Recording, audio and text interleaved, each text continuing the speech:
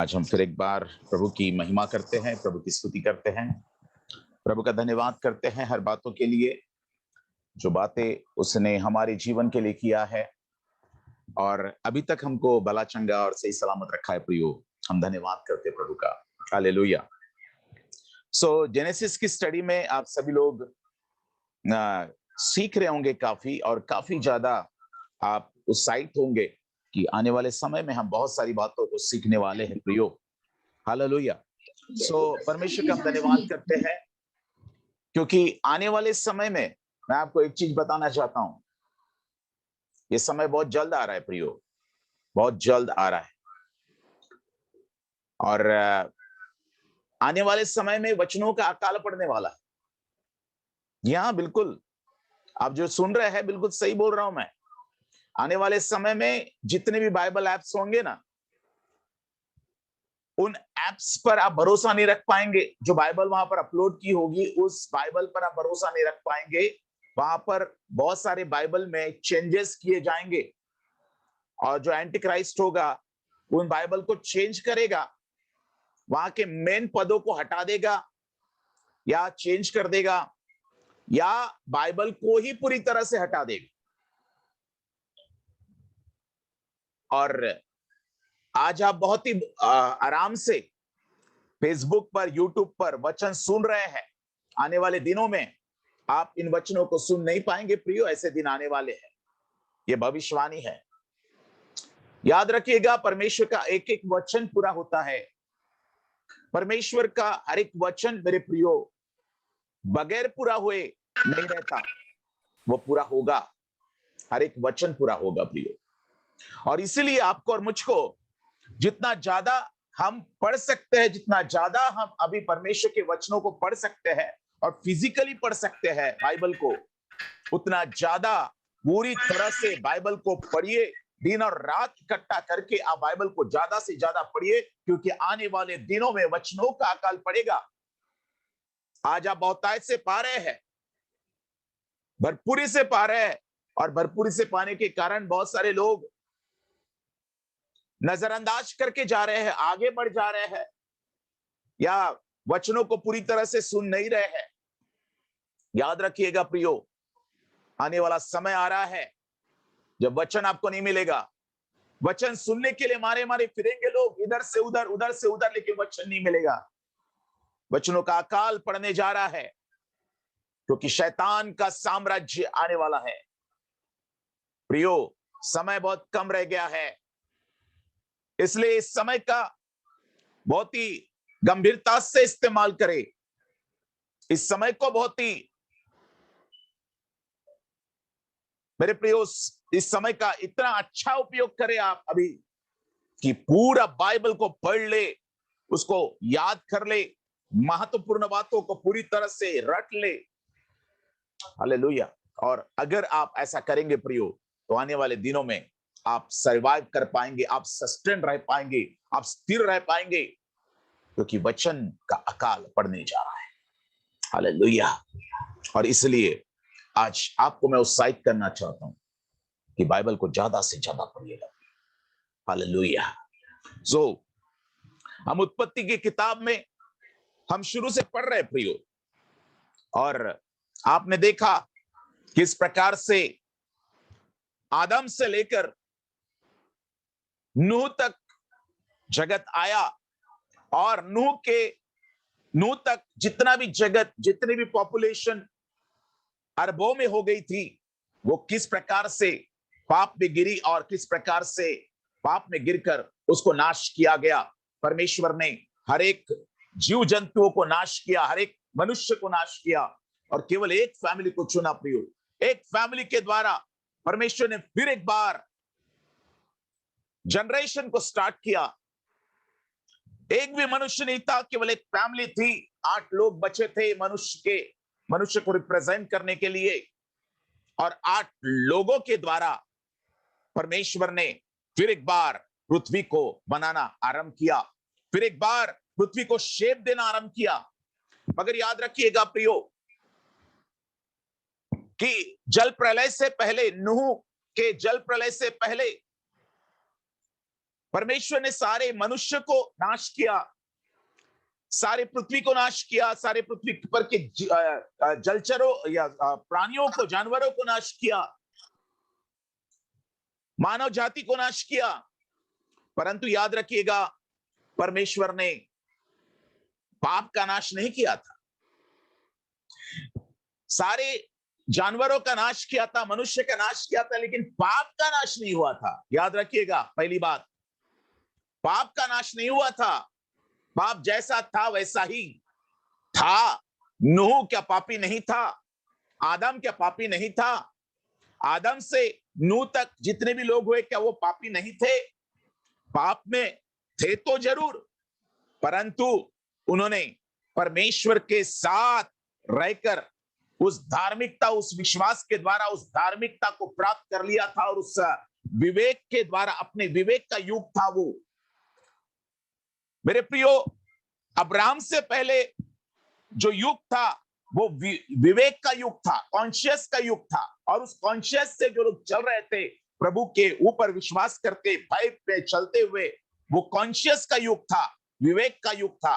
और अब्राहम के आने के तक मेरे प्रियो ये विवेक का युग चलता रहा, परंतु बाद में विश्वास का युग आया। हालेलुया। विश्वास के द्वारा लोग धर्मी ठहराए गए।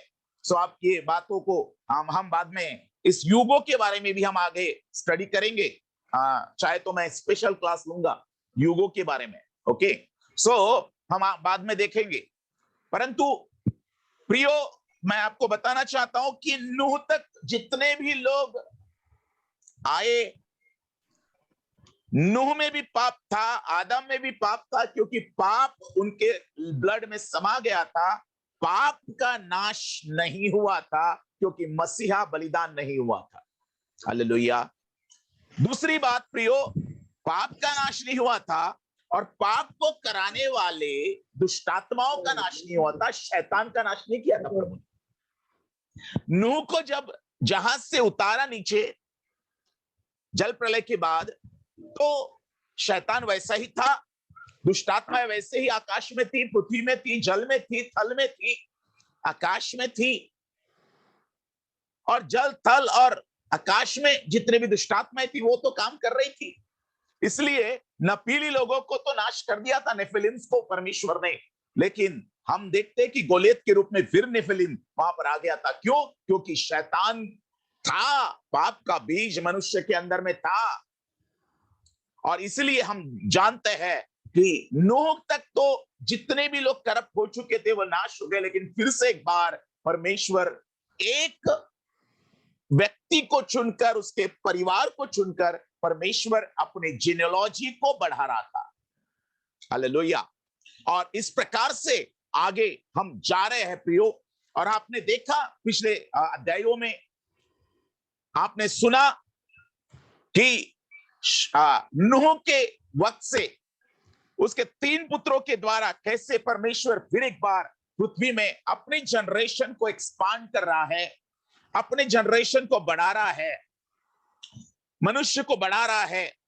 और फिर एक बार रिमाइंड करके नूह को परमेश्वर बोल रहा है कि तुम पृथ्वी में फूलो फलो और भर जाओ, पृथ्वी के सारे जीव जंतुओं का, जीव जंतु जो भी जितने भी जानवर होंगे, उन सब में तुम्हारा भय होगा, तुम्हारा डर होगा। मैं फिर एक बार पृथ्वी को नूह तेरे हाथ में और तेरे परिवार के हाथ में मैं दे रहा हूं। इस पृथ्वी पर तू भर जा, एक्सपांड हो जा, फैल जा। हालेलुया। और ये बात हम देखते हैं, और आपने देखा कि कैसे शेम, हाम और याफेत से परमेश्वर अपनी जनरेशन को बढ़ा रहा है। और शेम से मेरे प्रियो एशिया जो खंड कहलाता है, एशिया खंड जो है वो मेरे प्रियो शेम के वंशज एशिया में, और पूरे चाइना, भारत और इराक, ईरान जो भी आप देख रहे हैं आप, एशिया खंड, आशिया, तो उसमें शेम के वंशज इजरायली है ना, ये सारे शेम के वंशज हुए। मैं पूरा डिटेल में नहीं जाऊंगा अभी इन सब के। हालेलुया। ऑलरेडी आप पढ़ चुके, मैं जस्ट आपको रिमाइंड करवा रहा हूं। यानी जो गोरे और कालों का जो संगम था, ये हम लोग थे। जैसे हम पूरे गोरे भी नहीं, पूरे काले भी नहीं। हालेलुया। तो ये संगम हम लोगों में है, एशियाई लोगों में। ओके, सो मेरे प्रियो, और याफेत जो था, उसके जो वंशज थे वो यूरोपियन कंट्रीज जितने आप देखते हैं, जर्मनी, फ्रांस, स्विट्जरलैंड, है ना, ये सारी कंट्रीज जो यूरोपियन कंट्रीज आती है, इटली, ये सारी जो कंट्रीज है, इन सब के इन सबको याफेत के द्वारा, याफेत की संतान ये कहलाती है, या ये जो देश कहलाए ये उसकी संतान के नामों से कहलाए। हालेलुया। सो प्रियो, हम याफेत को यूरोपियन जो कंट्रीज है उसका जन्मदाता कह सकते हैं। और जो हाम था वो सबसे ज्यादा शापित हुआ क्योंकि उसने अपने पिता के तन को उगाड़ा था। स्टडीज बहुत अलग बताती है, हम उसे ओपनली आपको नहीं बताना चाहते हाम के बारे में, क्योंकि शायद आप में से बहुत सारे लोग सुन नहीं पाएंगे हाम के बारे में, उसके शाप के बारे में। जी हाँ, सुन नहीं पाएंगे। इतना निर्लज्जता हाम ने की थी। और हाम का जो बेटा था ना, हालेलुया, 4 बेटे हुए हाम को। हालेलुया। एक बार हम उस जीनियोलॉजी को देख ही लेते हैं और आगे बढ़ते हैं, और फिर हम उस अध्याय में जाएंगे। हम फटाफट जाएंगे प्रियो, और मैं दिखाना चाहता हूं आपको थोड़ा सा, हम स्टार्ट करके हम आगे बढ़ते हैं। Okay, hallelujah, thank you Lord, thank you Jesus, thank you Jesus. ये है शेम, हाम और एफिद की जीनियोलॉजी। हालेलुया। और यहां पर हम देखते हैं कि हाम को कुश, फुत, कनान और कनान हुआ, है ना। हम देखते हैं यहां पर। और मिज्रैम जो इजिप्ट जिसके द्वारा उत्पन्न हुई, कनान के द्वारा, कनान देश, जो कनानी लोग थे वो वहां पर, कनानी लोग वहां पर थे। आप देख रहे हैं ना, ये सारी बातें हाम की बातों को देखिए, हम हाम की बातों को देख रहे हैं। और हाम के द्वारा पूरा अफ्रीका खंड, जिसे हम बोलते हैं अफ्रीकन कॉन्टिनेंट, ये पूरा अफ्रीकन जो है वो हाम के द्वारा उत्पन्न हुआ। और हाम जो एक कनानी लोग थे, और जेबूसाइट्स लोग, जेबूसी जो लोग थे, ये बहुत ज्यादा क्रूर और बहुत ज्यादा जिसे हम दुष्टात्माओं को क्या बोलते हैं, उसको बहुत ज्यादा ढीठ दुष्टात्माओं का प्रतीक माना जाता है, जेबूसाइट्स लोगों को। और जब इजराइल पर दाऊद को राजा बनाया गया, तो उसका वो थर्ड डायमेंशन में जब वो गया, तीसरा अभिषेक किया गया इजराइलियों पर राजा नियुक्त किया गया, तब वो तीसरे अभिषेक के द्वारा, वो सामर्थ्य अभिषेक के द्वारा दाऊद ने जेबूसी लोगों को निकाला, क्योंकि जेबूसी लोग निकल नहीं रहे थे, कनानी लोग तो जा रहे थे, उन पर विजयी हो गए थे, दाऊद और उसके लोग विजयी हो गए थे, परंतु जेबूसी लोग बहुत ज्यादा वो बहुत ज्यादा क्या बोलते उसको, कठोर लोग थे, और वो जल्दी पकड़ में नहीं आ रहे थे। जैसे बाकी जो दुष्टात्माएं होती है ना, वो बहुत ज्यादा ठीक होती है, उस प्रकार से जेबूसाइट्स थे। लेकिन जब तीसरा अभिषेक किया गया दाऊद का, वो एलिवेशन था दाऊद का, और उस वक्त जेबूसाइट्स को उसने मार गिराया। हालेलुया। और मेरे प्रियो, ये हाम के वंशज थे जेबूसाइट्स, ये कनानी लोग, यहां पर देख रहे हैं आप, है ना। कनान से कनान उत्पन्न हुआ। और ये जो कनानी थे मेरे प्रियो, मैं थोड़ा सा आपको बता रहा हूं, ये जो कनानी लोग थे, या फिर कनान से पैदा होने वाले जो वंशज थे, ये सबसे ज्यादा शापित हुए, क्योंकि कनान को परमेश्वर ने शाप दिया था, नूह ने शाप दिया था, क्योंकि हाम ने अपने पिता को नंगा देखा था, और उसके कारण कनान शापित हुआ था।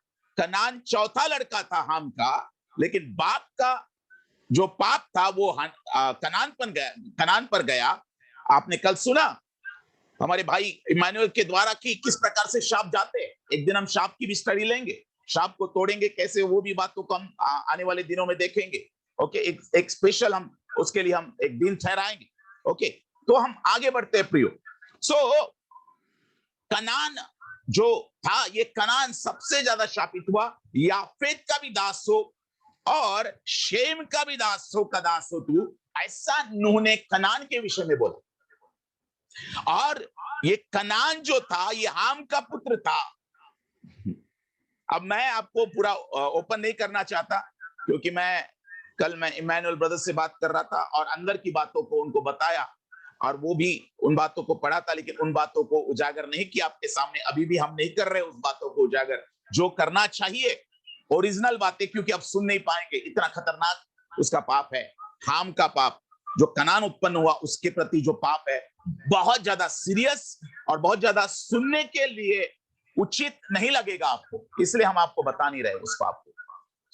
प्रियो, कनान सबसे ज्यादा शापित हुआ, और कनान जब शापित हुआ मेरे प्रियो, तो दासों का भी दास हो गया, शेम के दासों का दास और याफेत के दासों का दास हो गया। इसका मतलब सबसे ज्यादा जो ब्लैक पीपल, अफ्रीकन लोग जो शापित हुए, उसमें से कनान का वंशज सबसे ज्यादा शापित हुआ। और जो स्लेवरी या फिर जो जिसको दास बनाकर लेके जाया जाता था, बेचा जाता था, वो कनानी लोगों के, कनान के वंशज जो पैदा हुए थे, उनको सबसे ज्यादा बेचा गया और उनको सबसे ज्यादा प्रताड़ित किया गया, उनको सबसे ज्यादा स्लेवरी कराई गई, क्योंकि कनान पर भारी शाप पड़ा था, जो हाम के द्वारा कनान पैदा हुआ था। हालेलुया। मैं ज्यादा एक्सप्लेन नहीं करूंगा, कनान हाम की मां से पैदा हुआ था। अब आप निकाल लीजिएगा, मैं ज्यादा एक्सप्लेन नहीं करूंगा इसको। ओके, प्रियो, ये सारे पाप के कारण आप देखते हैं कि इन ब्लैक पीपल को बहुत ज्यादा प्रताड़ित किया गया। कल आपने शाप के बारे में सुना, और इतना प्रताड़ित किया गया कि उनको हाफ ब्रीड मंकी कहा करते थे, यानी तुम आधे बंदर हो, तुम आधे बंदर हो, तुम में दिमाग नहीं है, तुम इसलिए पैदा हुए हो कि तुम केवल दासत्व में रहो, और केवल तुमको एक जानवर के समान, एक बैल के समान तुमको काम कराया जाए तुमसे, इसलिए तुम्हारा जन्म हुआ है। और ऐसे करके आज भी रेसिज्म अमेरिका में, पूरे कंट्रीज में ब्लैक पीपल और गोरे लोगों का एक द्वंद चलता है, लड़ाइयां हो रही है, और उसके लिए बहुत ज्यादा सिविल वार्स हो रहे हैं। अमेरिका में सिविल वार्स हो रहे हैं। कैलिफोर्निया जो कंट्री है, वहां पर कैलिफोर्निया में सबसे ज्यादा ब्लैक पीपल और गोरे पीपल के बीच में सबसे ज्यादा द्वंद है, और ये सारे लोग जो है, ये कनान के वंशज कहलाते हैं। हालेलुया। और जो ये हाम से जो पैदा हुए, वो सारे ब्लैक पीपल पैदा हुए, काले लोग पैदा हुए। वो सारी बातों को आपने कल और पर जब भी हमने पुराने दिनों में आपने सुना है। प्रियो, आज हम विशेष करके इस चैप्टर में परमेश्वर ने फोकस किया है, 11वें चैप्टर में, वो है शेम का वंश। हालेलुया। शेम का वंश आज हम इस 11वें चैप्टर में देखेंगे, और बहुत ज्यादा इसमें स्टडी करने की बहुत ज्यादा आवश्यकता नहीं है, या फिर बहुत ज्यादा इसको एक्सप्लेन करने की भी जरूरत नहीं है। थोड़ा सा एक्सप्लेनेशन होगा जो हम अंत में देखेंगे, क्योंकि हम स्टेप बाय स्टेप वचनों के द्वारा जाएंगे। हालेलुया। प्रियो, नहीं तो मैं पहले ही आपको बता देता हूं, यहां पर शेम के बारे में, शेम के वंश के बारे में, वो स्टडी हम बाद में, हम निम्रोद के बारे में बाद में हम देख लेंगे। लेकिन मैं आपको अभी, ये वंशावली चल रही है, इसलिए वंश के बारे में मैं आपको बता देता हूं। यहां पर ये शेम का जो वंशज है, इससे एशिया, पूरा एशिया, इजरायली लोग है ना, और भारतीय, चाइनीज, और पूरा एशिया में जो जितने भी देश आते हैं, वो सब का जन्मदाता शेम है। उसके वंश से ये सारे लोग पैदा हुए हैं। हालेलुया। तो हम लोग कौन से लोग हैं? हम लोग शेम के वंशज हैं। हालेलुया। शेम के वंश से हम आते हैं। हालेलुया। और यहाँ पर शेम का जो वंशज है, यहाँ पर हम 11वें अध्याय को अब हम निकालेंगे, और 11वें अध्याय को निकाल के हम पढ़ेंगे। हालेलुया। यहाँ पर हम पढ़ेंगे प्रियो, 11वें अध्याय को निकाल के। Thank you Lord, thank you Lord. हम ये मनुष्य की भाषा में गड़बड़ी पढ़ने का वर्णन जो है, वो बाद में हम देखते हैं। अब पहले हम वंशावली को देख लेते हैं, उसके बाद में हम आखिर में इसको देख लेंगे, हम ज्यादा इसे एक्सप्लेन नहीं करेंगे अभी, केवल थोड़ा सा एक्सप्लेन करके मैं फिर 11वें अध्याय के पहले वचन से बाद में हम पढ़ेंगे। ओके, सो हम यहाँ पे 10वें वचन से हम पढ़ना चालू करते हैं अभी फिलहाल, और 10वें वचन से 11वें अध्याय के 10वें वचन से हम पढ़ेंगे। यहाँ पर 10वें वचन में ऐसा लिखा है प्रियो कि शेम की वंशावली यह है। अब यहाँ पर प्रभु हाम के वंश को फोकस नहीं कर रहा है, यहां पर प्रभु जाफेत के जाफेत के वंश को फोकस नहीं कर रहा है, परंतु प्रभु यहां पर शेम के वंश को फोकस कर रहा है, क्योंकि यहां पर आप देख रहे हैं प्रियो कि यहां पर जो नूह की वंशावली है, नूह की वंशावली से प्रभु अभी परमेश्वर हरेक बार एक एक व्यक्ति को चुन रहा है और अपने मसीहा को लाने के लिए उस एक व्यक्ति को, एक वंश को चुन के प्रभु आगे आगे बढ़ रहा है। और हम आगे आगे बढ़ रहे हैं कि कैसे आदम से 10 जो लोग हमने देखे थे, 10 लोगों के मतुशेलह तक, नूह तक हमने जल प्रलय से पहले का हमने स्टडी कर लिया था। 10 लोग थे वहां पर, 10 लोगों के मीनिंग में भी मसीहा के आने का वर्णन था, आपने देखा। वंशावली में भी मसीहा के आने का वर्णन किया गया है। हालेलुया। सो प्रियो, ये सारी बातें जो आप सुन रहे हैं, ये मसीहा के ऊपर फोकस हो रही है।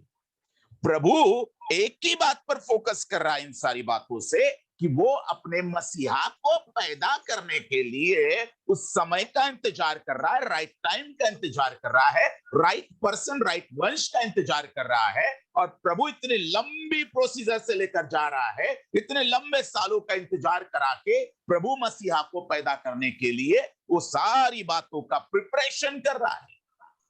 हालेलुया, वो तैयारी कर रहा है। प्रभु एकदम से झटके में उसके मन में आया और वैसे ही कर देगा, ऐसा प्रभु कभी नहीं करता। प्रभु उतावली में कोई काम नहीं करता। प्रभु हर एक काम सिस्टमेटिक वे से करता है और क्रमवार करता है, क्रम से करता है। आपने देखा सेमिनार में हमने आपको सिखाया, वो हर बात क्रम से करता है, ऑर्डर से करता है। वो हर बात के लिए उसका एक टाइमिंग है। वो मृत्यु का भी समय है और जीवन का भी समय है, हर एक बात का एक समय है। प्रभु टाइम से काम करने वाला प्रभु है। प्रभु उतावली में काम नहीं करता। मनुष्य उतावली में काम करता है, थोड़ा सा उसको अगर चांस मिल गया तो उतावली में कुछ भी कर देता है मनुष्य, परंतु परमेश्वर उतावली में कुछ नहीं करता, वो अपने समय का इंतजार करता है। और आपने देखा जब जब जब जब यीशु की माता मरियम उस काना की शादी में थे, तो माता ने बोला उनका दाखरस खत्म हो गया है, तो यीशु ने बोला मेरा समय अभी तक नहीं आया। याद रखना, मेरा समय अभी तक नहीं आया। मैं अपने समय का इंतजार करता हूं और समय के अनुसार मैं काम करता हूं। मेरे राइट अपॉर्चुन टाइम का मैं इंतजार करता हूं, और जैसे ही टाइम आएगा मैं अपना काम करूंगा। हालेलुया। और मेरे प्रियो, यहां पर हम देखते हैं कि यहां पर हम देख रहे हैं यहां पर कि आगे बढ़ते हैं। हाँ, हम यहाँ पे 10वें वचन पढ़ते हैं। शेम की वंशावली यह है कि जल प्रलय के 2 वर्ष पश्चात जब शेम 100 वर्ष का हुआ, तब उससे अर्पक्षद का जन्म हुआ। देखिए यहां पर देख रहे हैं आप, अर्पक्षद। हालेलुया। अब प्रभु एक ही वंश को चुन रहा है, शेम के द्वारा ला रहा है अभी। अब बाकी जो है, बाकी लोगों को वो अन्य जाति करके गिनेगा, परंतु ये अब्राहम तक पहुंचने की एक सीढ़ी आप देख रहे हैं। शेम से अर्पक्षद पैदा हो रहा है। और आप अगर इन पूरे वचनों को पढ़ते हैं तो वहां पर आप पढ़ते हैं कि अर्पक्षद से फिर शेला पैदा होता है, और शेला से फिर आप 16वें वचन में, 15वें वचन में जाते हैं तो एबेर के जन्म के पश्चात शेला 400 वर्ष तक जीवित रहा और उसके और भी बेटे बेटियां उत्पन्न हुई। और जब एबेर 34 वर्ष का हुआ, तब उसके द्वारा पेलेग का जन्म हुआ। ध्यान दीजिएगा प्रियो, ये एबेर जो है, ये शेला से एबेर पैदा होता है। 15वें वचन 16वें वचन में आप पढ़ते हैं। आप अपने बाइबल को कृपया अपनी बाइबल को खोल के उस भाग को पढ़िएगा प्लीज। आप केवल देखिए मत, ये चार्ट आप देख रहे हैं, परंतु आप अपनी बाइबल को पढ़िएगा प्लीज। बगैर बाइबल को खोले कोई भी बाइबल स्टडी को ना करें प्रियो, ये हमारी विनती है आपसे। हालेलुया। सो यहाँ पर आप देख रहे हैं कि अर्पक्षद के द्वारा शेला उत्पन्न होता है और शेला के द्वारा एबेर उत्पन्न होता है। एबेर को दूसरा नाम ऐसा कहा जाता है हेबर, HEBR, हेबर। और हेबर से ही हिब्रू शब्द आया। हेबर से एबेर जो दिख रहा है आपको, ये जो तीसरा शब्द देख रहे हैं एबेर, और एबेर से ही हेबर आया। हेबर हेबर हेबर इसका नाम दूसरा शब्द हेबर आता है, और हेबर से हिब्रू शब्द आया या इब्री शब्द आया। और इसलिए हम अब्राम के विषय में पढ़ते हैं कि इब्री अब्राम, है ना, इब्री अब्राम ऐसा उसको कहा जाता है। और यहां पर हम देखते हैं कि एबेर जो था वो he was the genealogical father of Hebrew people. Hallelujah. वो पिता था इब्रानी लोगों का, इब्रानियों का वो पिता था एबेर, हेबर जिसे हम कहते हैं। हालेलुया। और उसके बाद हम इसके विषय में पढ़ते हैं पेलेग के विषय में। एबेर से मेरे प्रियो, एबेर से 2 पुत्र उत्पन्न होते हैं। ध्यान दीजिएगा, अब यहां पर एबेर से 2 पुत्र उत्पन्न होते हैं। आप आगे देखेंगे, एबेर से 2 पुत्र उत्पन्न होते हैं। और जब एबेर 34 वर्ष का हुआ तब उसके द्वारा पेलेग उत्पन्न हुआ। अब यहाँ पे पेलेग देख रहे हैं, पेलेग देखिए, चौथा शब्द है ये पेलेग, जो आप स्क्रीन पर देख रहे हैं पेलेग। तो ये चौथा शब्द देख रहे हैं जो एबेर से उत्पन्न हो रहा है, और पेलेग उसका नाम है। और पेलेग के जन्म के पश्चात एबेर 430 वर्ष जीवित रहा, और उसके और भी बेटे बेटियां उत्पन्न हुई। हालेलुया। ध्यान दीजिएगा यहां पर अभी। सो प्रियो, यहां पर एबेर के विषय में और भी लिखा हुआ है। अगर आप 16वें अध्याय 16वें वचन और 17वें वचन को आपने पढ़ लिया 11वें अध्याय के, अभी आप अगर 10वें अध्याय के 25 वचन को पढ़ेंगे तो आपको समझ में आएगा। 25 वचन को पढ़िएगा, 10वें अध्याय के 25 वचन को, कोई भी एक। और एबेर के 2 पुत्र उत्पन्न हुए। एबेर को 2 पुत्र उत्पन्न हुए। एक का नाम पेलेग इस कारण रखा गया हाँ, कि उसके दिनों में पृथ्वी बढ़ गई। हाँ, और उसके भाई का नाम योक्तान था। देखिए यहां पर एबेर को 2 पुत्र उत्पन्न हुए, और यहां पर जो हम पढ़ रहे हैं, एबेर को जो 2 पुत्र उत्पन्न है उसमें से एक ही पुत्र को हम यहाँ पर देख रहे हैं 11वें अध्याय के 16वें वचन में, पेलेग को देख रहे हैं। परंतु यहां वचन बता रहा है उत्पत्ति के 10वें अध्याय के 25 वचन में कि एबेर को 2 पुत्र उत्पन्न हुए, उसमें से पेलेग का नाम आप देख रहे हैं यहाँ पर, परंतु और एक पुत्र उत्पन्न हुआ और उसका नाम था योक्तान। और योक्तान से जो था पूरा अरब राष्ट्र निर्माण हुआ। ध्यान दीजिएगा प्रियो, अरब कंट्रीज, जितनी भी अरब कंट्रीज है, ध्यान दीजिएगा, अरब कंट्रीज और इस्माइली कंट्रीज में, इस्माइली लोग और अरब में फर्क है थोड़ा सा। अरब पीपल जो थे वो पहले आए और इस्माइली बाद में आए। इस्माइली अब्राम से पैदा हुए, इस्माइल से इस्माइली पैदा हुए, परंतु अरब पीपल जो आए, अरब लोग जो आए, वो योक्तान से आए। ध्यान दीजिएगा, नोट कर लीजिए अपने बुक में। हालेलुया। जब आप नोट कर रहे हैं, नोट कर लीजिए कि योक्तान से अरबियन कंट्रीज बनी।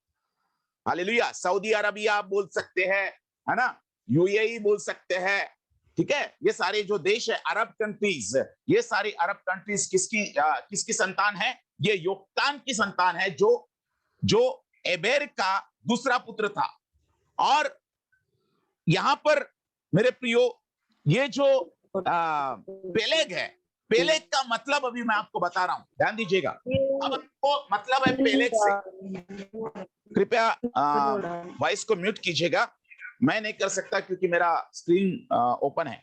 ओके, सो यहां पर अब हमको मतलब है वंशावली में जाने के लिए, अब्राम तक जाने के लिए, क्योंकि प्रभु अब्राम को पकड़ना चाह रहा है।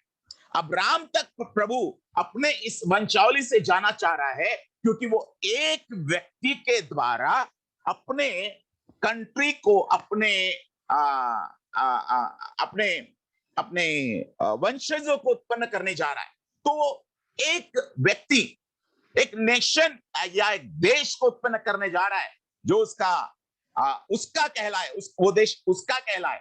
सारे लोग जो है उसको फॉलो नहीं कर सकते थे परमेश्वर को, कोई हर कोई व्यक्ति, यहां तक जहां पर हम देख रहे हैं, यहां पर हर एक व्यक्ति ने अपना अपना मार्ग ले लिया था, और किसी ने मूर्त की पूजा चालू कर दी थी, किसी ने लकड़े के मूर्तियों को बना लिया था, किसी ने पत्थर की मूर्तियों को बना लिया था, और लोगों ने ये मूर्तियों की आराधना शुरू कर दी थी प्रियो। और हर एक व्यक्ति परमेश्वर के पीछे नहीं चल रहा था, पर मनुष्य ने फिर एक बार परमेश्वर के विरोध में बलवा शुरू कर दिया था। परमेश्वर के विरोध में लोग जाने लगे थे, और इसलिए परमेश्वर एक व्यक्ति पर फोकस करना चाह रहा है।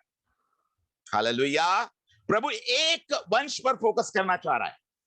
प्रभु अपने 12 चेलों पर फोकस करना चाहता है। हालेलुया। यीशु मसीह को आप देखो, उसने सारे दुनिया पर फोकस नहीं किया, उसने 12 लोगों पर फोकस किया। जी हां, 12 लोगों को चुना, 12 लोगों को सिखाया, 12 लोगों को सिखाकर उसने दुनिया में भेजा। और उसी प्रकार से मेरे प्रियो, यहां पर हम देख रहे हैं कि यहां पर प्रभु एक शेम के वंश को चुन रहा है, और शेम से अर्पक्षद, शेला, एबेर, और एबेर से फिर पेलेग उत्पन्न होता है। और पेलेग का मतलब होता है टू डिवाइड। पेलेग का मतलब होता है डिवीजन या अलगाव करना। प्रभु अलग कर रहा है अपने लोगों को। और दूसरी बात, यहां पर जैसे 11वें अध्याय में हम लोगों को बिखरते हुए देखते हैं, लोगों को मेरे प्रियो भाषा में गड़बड़ी डाले जाने के द्वारा मनुष्य एक ही स्थान में नहीं रुकते। फिर हम जो देखने वाले हैं 11वें अध्याय में, हम निम्रोद के उस टावर को देखने वाले थोड़ी देर में। लेकिन उससे पहले मैं आपको ये बात बता रहा हूं कि निम्रोद के वक्त मेरे प्रियो पेलेग का नाम, पेलेग जन्म लिया, और पेलेग को वो नाम दिया गया डिवीजन। इसका मतलब वहां से निम्रोद के वक्त से लोग इधर उधर फैलने लगे, लोग देशों में फैलने लगे, पृथ्वी पर फैलने लगे, और क्योंकि भाषा में गड़बड़ी डाल दिया था प्रभु ने। हालेलुया। इस कारण से वहां पर डिवीजन आए, और लोग मेरे प्रियो बट गए, पूरे पृथ्वी में बट गए। हालेलुया। और ये परमेश्वर की इच्छा थी कि प्रभु बटाए लोगों को, इधर उधर फैलने दे, क्योंकि ये परमेश्वर का एक प्लान था कि पूरे पृथ्वी को कैप्चर किया जाए अपने मनुष्य के द्वारा। हालेलुया। ये परमेश्वर की इच्छा थी। हालेलुया। सो हम देखते हैं पहले का मतलब होता है डिवीजन, और वहां से लोग जो है फैलने लगे, पृथ्वी पर जाने लगे और बटने लगे। ओके, सो ये पेलेग, और पेलेग के बाद में हम पढ़ते हैं, हम ज्यादा उसमें हम नहीं जाएंगे, क्योंकि अब वहां पर ज्यादा देखने में कोई मतलब नहीं है। हम आगे बढ़ते हैं, और 18 वचन में हम पढ़ते हैं, 11वें अध्याय के 18 वचन को पढ़िएगा। हालेलुया। आप अपने बाइबल में देखिएगा। जब पेलेग 30 वर्ष का हुआ, तब उसके द्वारा रू का जन्म हुआ, और रू के जन्म के पश्चात पेलेग 209 वर्ष जीवित रहा, और उसके और भी बेटे बेटियां उत्पन्न हुई। और जब रू 32 वर्ष का हुआ, तब उसके द्वारा सरूग का जन्म हुआ, और सरूग के जन्म के पश्चात 207 वर्ष जीवित रहा, और उसके और भी बेटे बेटियां उत्पन्न हुई। और जब सरूग 30 वर्ष का हुआ, अब मैं देखो यहाँ पर मैं आपको ये आपके सामने जो ये ट्री दिखाई दे रही है, ये बिल्कुल वैसा ही जा रहा है ना। पेलेग से रेऊ, रेऊ से सरूग, सरूग से नाहोर। देखो अभी नाहोर तक हम जा रहे हैं। और जब सरूग 30 वर्ष का हुआ, उसके द्वारा नाहोर का जन्म हुआ, और नाहोर के जन्म के पश्चात सरूग 200 वर्ष और जीवित रहा, और उसके और भी बेटे बेटियां उत्पन्न हुई। और नाहोर 29 वर्ष का हुआ। देखिए अभी नाहोर, देखिए रेऊ, सरूग, नाहोर, और नाहोर से कौन उत्पन्न हो रहा है, ध्यान दीजिएगा। नाहोर 29 वर्ष का हुआ, तब उसके द्वारा तेरह का जन्म हुआ, और तेरह के जन्म के पश्चात नाहोर 129 वर्ष और जीवित रहा, और उसके और भी बेटे बेटियां उत्पन्न हुई। और जब तक तेरह 70 वर्ष का हुआ, तब तक उसके द्वारा अब्राहम, नाहोर और हराम का जन्म हुआ। ध्यान दीजिए प्रियो, हम इस ट्री पर आ रहे हैं। ध्यान दीजिएगा, यहां पर पेलेग से रेऊ, रेऊ से सेरूग, सेरूग से नाहोर, नाहोर से तेरह, और तेरह जो था ये अब्राहम का पिता था। ध्यान दीजिएगा। अभी यहां पर सामने देख लीजिए, अभी आप लैपटॉप, आपके मोबाइल पर देखिए, यहां पर तेरह जो है ये अब्राहम का पिता है, जिसे प्रभु चुनना चाह रहा है, और तेरह को प्रभु चुन रहा है। और तेरह जो था मेरे प्रियो, ये तेरह से अब नाहोर उत्पन्न हुआ। तीन लड़के थे तेरह को, नाहोर पहला था, फिर अब्राम था और फिर हारान था। और नाहोर हम देखते हैं दूसरा, फिर अब्राम देखते हैं, और अब्राम के बाद में हम देखते हैं हारान, और हारान से लोट उत्पन्न होता है। यहां पर लिखा हुआ है 27 वचन में। 13 की वंशावली यह है, 13 से अब्राम, नाहोर और हारान उत्पन्न हुए। देख लीजिए, तीन लोगों को आप देख लीजिए। और हारान से लूत का जन्म हुआ। हारान से देखिए, यहां पर हारान, आप मोबाइल में देखिए, हारान से लूत उत्पन्न हुआ है। हालेलुया। हारान से कौन उत्पन्न हुआ? लोट, एलोटी लोट, लूत उत्पन्न हुआ है। और उसके बाद क्या हुआ? 26 वचन, 28 वचन। हारान ने अपने पिता के सामने ही कसदियों की उर नाम नगर में, जो उसकी जन्मभूमि थी, मर गया। ये उर नगर जो है, ये उर नगर कहां पर आता है प्रियो? मैं आपको बताना चाहता हूं इसका लोकेशन। ये है इराक में। ये उर नगर जो है, ये इराक में आता है। और इराक में उर नगर में मेरे प्रियो, ये जो हारान था, जो लूत का पिता था, वो मर गया। और उसके बाद हम देखते हैं, जो उसकी जन्म थी, मर गया। अब्राम और नाहोर दोनों ने विवाह किया। अब अभी बचे कौन? नाहोर और अब्राम बचे। हारान तो मर गया, लूत का पिता मर गया। अब नाहोर और अब्राम जो बचे, इन्होंने ब्याह कर लिया, शादी कर ली, शादी रचा ली। नाहोर ने भी शादी कर ली और दोनों ने विवाह किया। अब्राम की पत्नी का नाम सारे और नाहोर की पत्नी का नाम मिल्का था। और यह उस हारान की बेटी थी जो मिल्का और इश्का दोनों का पिता था।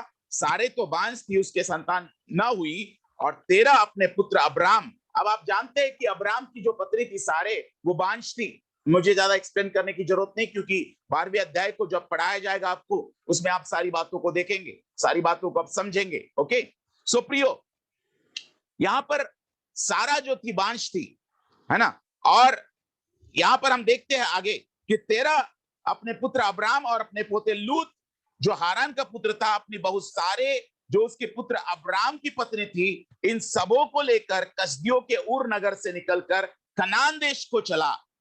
पर हारान नामक देश में पहुंचकर वही रहने लगा।